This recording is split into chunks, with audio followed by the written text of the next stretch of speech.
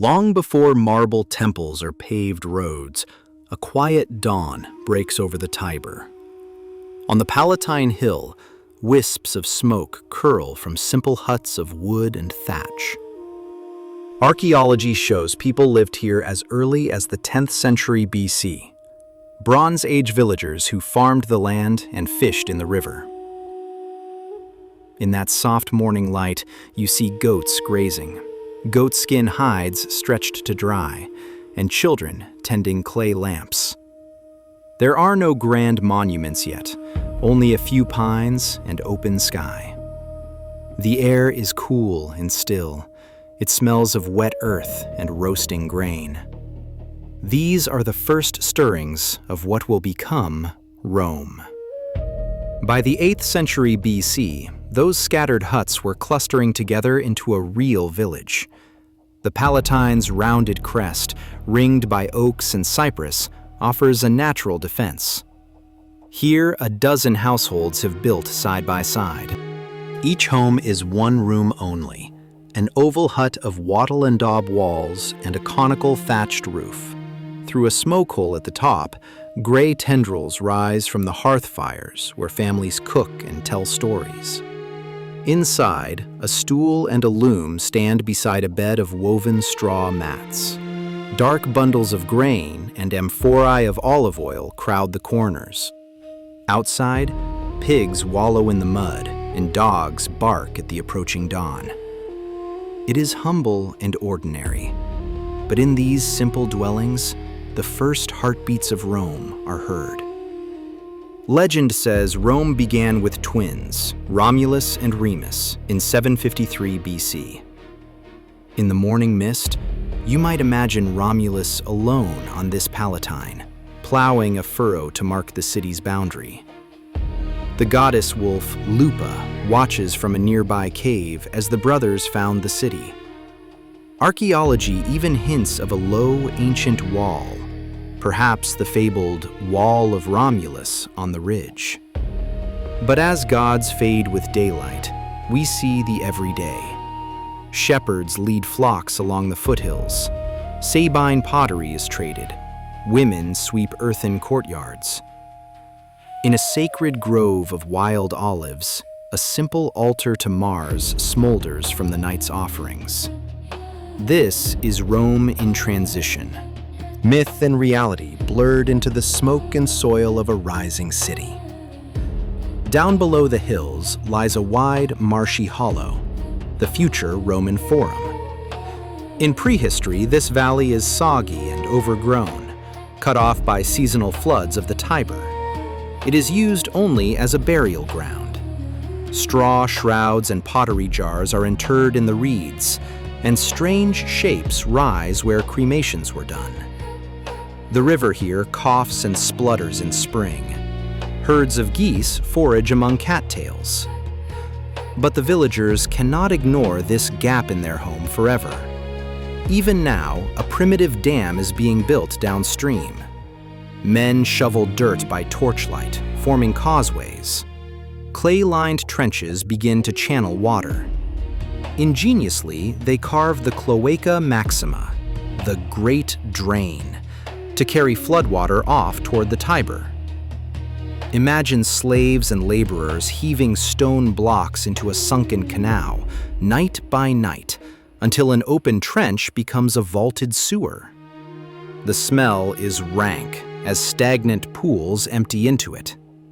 By dawn, the lowest ground is just moist earth. Slowly, a flat plaza emerges.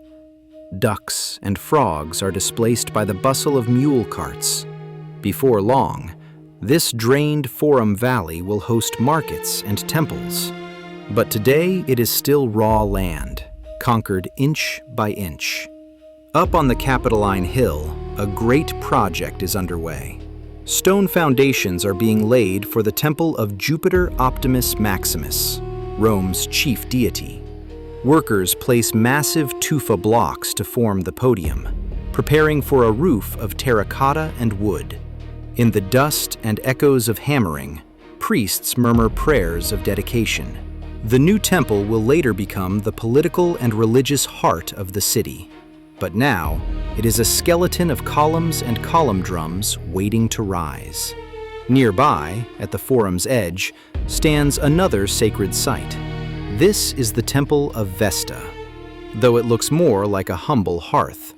Tradition holds that King Numa Pompilius himself consecrated the eternal flame here. A round shack with a simple roof shelters the sacred fire. Vestal maidens tend it nightly, sprinkling oil to keep the embers alive. The smell of ever-burning wood and incense quietly perfumes this hillside. Even now, before all other grand structures, this circular shrine reminds Romans the city's life is tied to that glowing heart at its center. At the foot of the Capitoline, yet another shrine is rising. They call it the Temple of Saturn, the oldest in the Forum.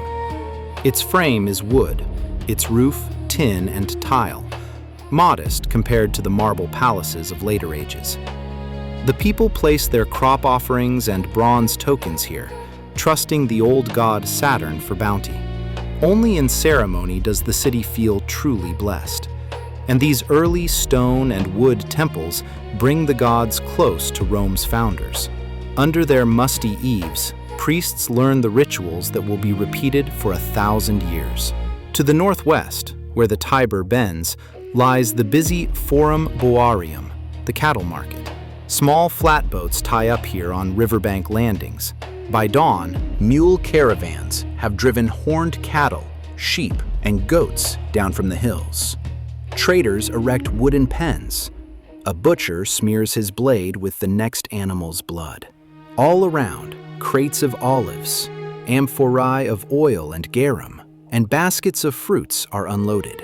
This is one of the few natural fords across the Tiber, so people and goods constantly stream through. Greek merchants, Etruscan potters, Latin farmers. Sailors stumble off an ox-hide barge, blinking in the light. Among the noise, you spot the terracotta statues crowning two small temples here, Fortuna and Mater Matuta. Travelers pray for luck in commerce under Fortunata's roof. Dawn-hued dawn prayers to Mater Matuta honor safe morning voyages. But mostly, life here is profane. Calves bawl in the dust, women haggle over fabrics at stalls, and children chase chickens between wheeling carts. In a corner, a cluster of shrines to Hercules whispers of an older legend, a reminder that even this lively market rests on ancient ground. For now, this riverside quarter is Rome's trading post, ragged, alive, a world apart from the quiet farms up on the hills. By the 5th and 4th centuries BC, Rome has spilled beyond the Palatine into neighboring hills, the Capitoline, Viminal, and beyond. Stone streets replace goat paths. The proud sons of patrician families commission fine domus along the Forum, homes with inner courtyards, mosaic floors, painted walls, and stately atria for guests.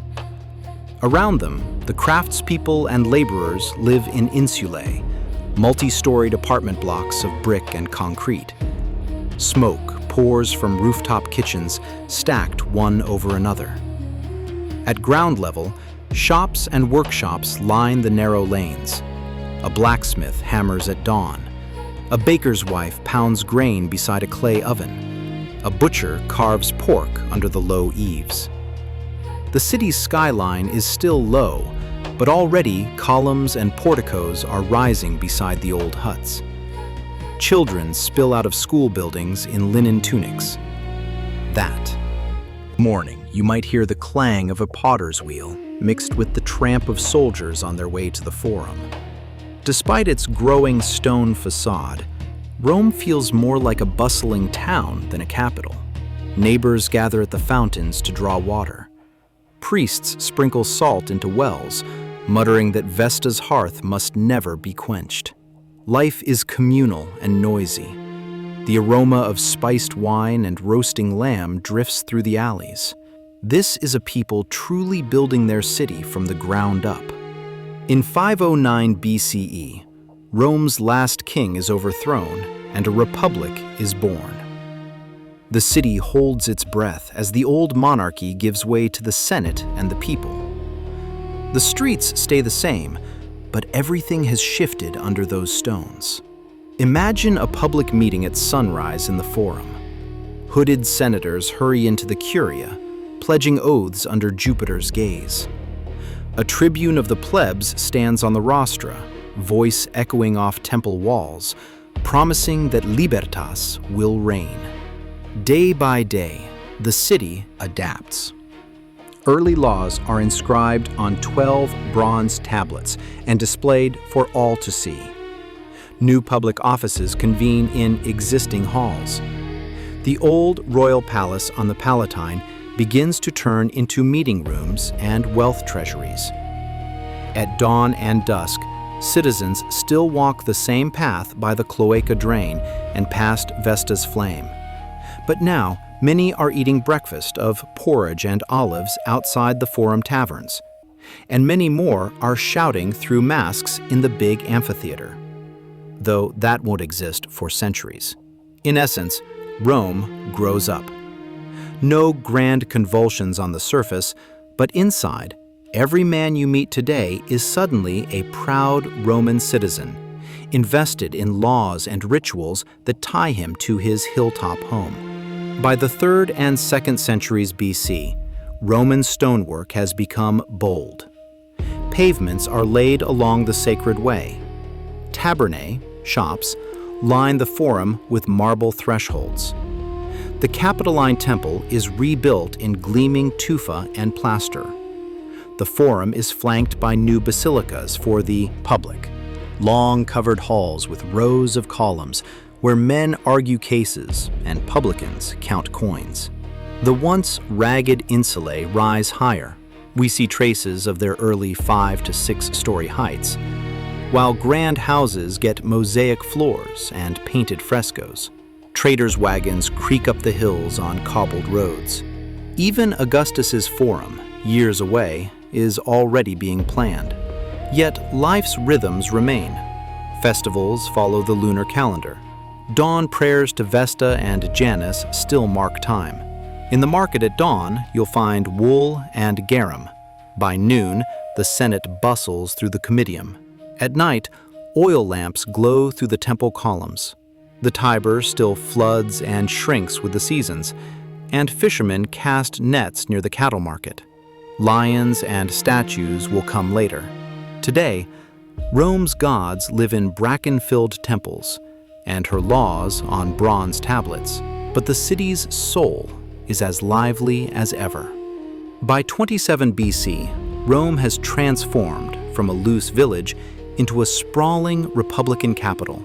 Yet the spirit of those early days lingers in every cobblestone and carving. If you stand now on the Palatine under quiet stars, you can almost hear the flicker of vestal flames, the low hum of voices in Latin, the bleat of sheep at market. The walls and fountains of the later city will rise above this ground, but beneath them lie the footprints of those Bronze Age farmers, the outlines of wooden huts, and the prayers of humble ancestors.